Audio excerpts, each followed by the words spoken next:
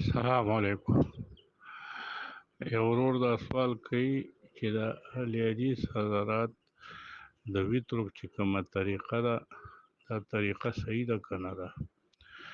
یو خو د هغوی د وترو طریقه کې دا قاعده د 2 رکعاتو نه وروسته نشته، او دویم چې کله هغوی دریم رکعت وکړي او دعای قنوت وایي د قنوت الوتر، نو په هغې کې دوی الله اکبر نه وایي، نه لاسونه اوچتوي، بس د صورت نه وروسته دعا شروع کړي او دعا وایي.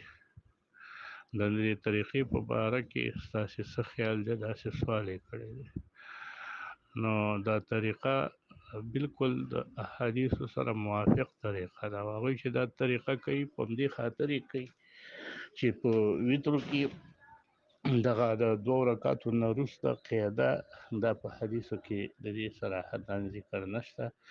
البته د دې د خلاف ذکر په حدیثو کې شته چې 3 واړه رکعاته به په یوه قاعده رسول الله صلی الله علیه وسلم ته ثابت دي، او دغه رنګه قنوت وتر ثابت دي.